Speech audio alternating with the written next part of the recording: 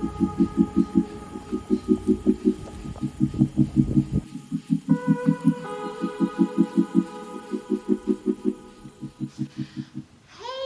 to my channel. My name is Christy and I'm in New South Wales, Australia, and I'm filming this actually on the Thursday before Christmas. I have printed this recipe for this baked feta pasta some time ago, and I understand just from trawling, recipe sites and YouTube and that this is some kind of viral TikTok thing. And at the moment, our home was actually broken into earlier this week. While we were home actually, which has been a bit terrifying while we were sleeping upstairs. But what I did consider is that when you report your cards as stolen, like your credit cards and your bank cards, it puts a block on all of your accounts. So we suddenly found ourselves in this situation where these robbers, they had our house keys, they have car keys, like all the car keys. We couldn't even use the car to drive to the bank to do anything. We just were having, it's just been a nightmare. Anyway, so as a result of all that, we've been using up what we can to try and get through, because we haven't been able to get groceries because it's blocked all our accounts and we can't get out of the house anyway. So, and I remembered I had this baked feta pasta that I printed out, being that we're using up what's left, and I had a garden full of very sad looking cherry tomato plant that I'd neglected. So I know that I've got that. I know I've got pasta. I know I've got some leftover feta in the fridge, and actually I don't usually have fresh basil, but I happen to at the moment. So I thought that we'd give it a go. What's the worst that can happen? Okay, we are now several weeks past when I actually recorded this, when I'm finally having a chance to see what I've recorded, and I'm going to do a bit of a voiceover. So the recipe I'm using today is from Feel Good Foodie.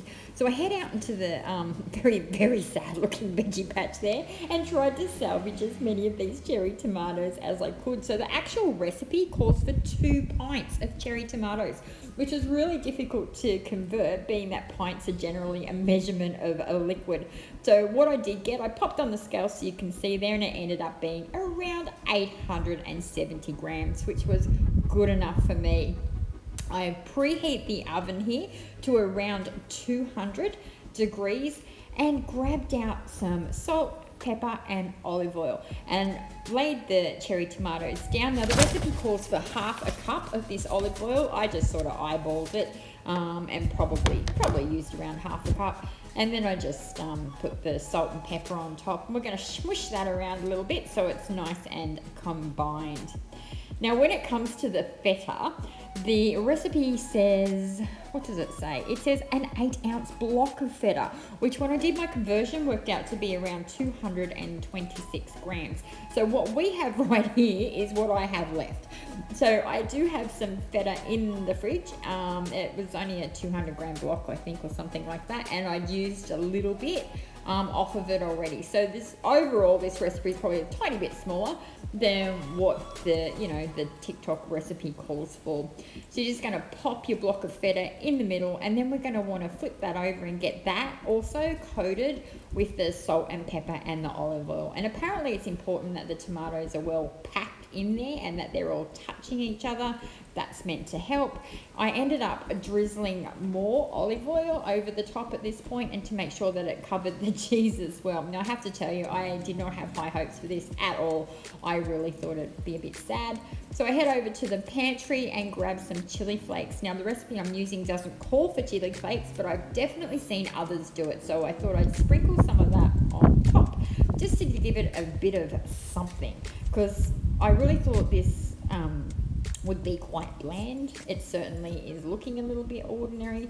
So to give it a bit of oomph, that's what we've done there. And we're going to pop this in the oven. So I preheat my oven, I think, to around 200.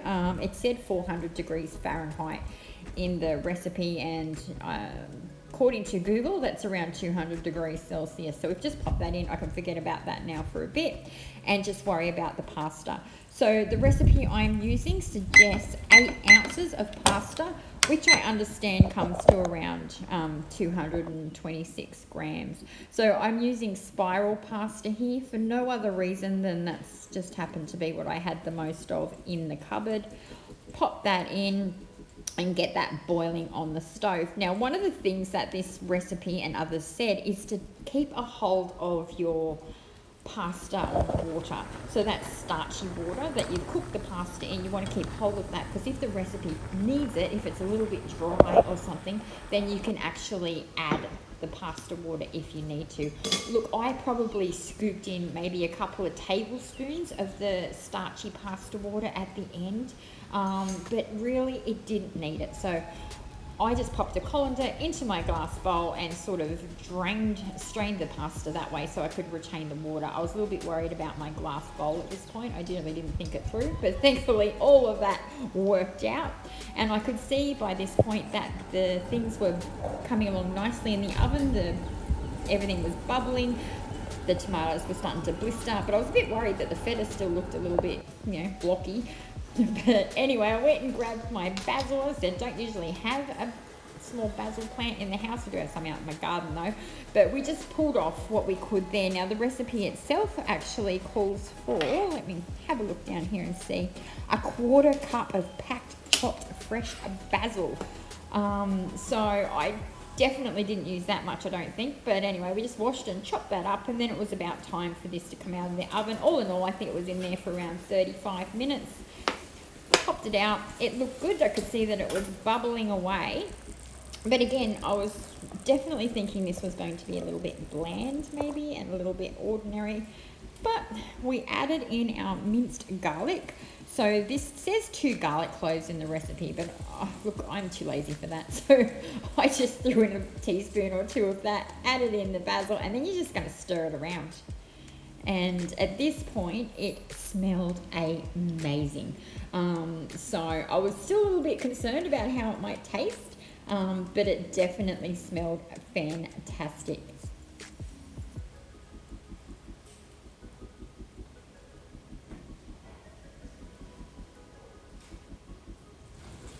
Then we're just going to add in the pasta and mix that around as well, and that was it. This has probably got to be one of the easiest recipes I have ever made, and I've also costed this out for you so you can see it's actually quite an affordable recipe too, especially if you have a home garden. So we only managed to get 3 very generous serves out of this particular dish. So if you followed the recipe or just you did regular size serves, you would easily serve 4 people, and most importantly, according to my taste testing, it tasted fantastic, and hubby liked it too, so it was great. And we had the 2 big bowls there, and I had enough left for lunch the next day. So I've costed this out based on the prices of things at Aldi at the time. So the Aldi pasta for 200 grams worth comes in at 40 cents. The feta, the block of the feta cheese in Aldi, a 200 gram block, comes in at $2.99. I used around 100 mils of the extra virgin olive oil. That actually come in at $1.54 for that much oil. And 5 cents worth of the minced garlic. I didn't cost out salt and pepper, look, cents, if that.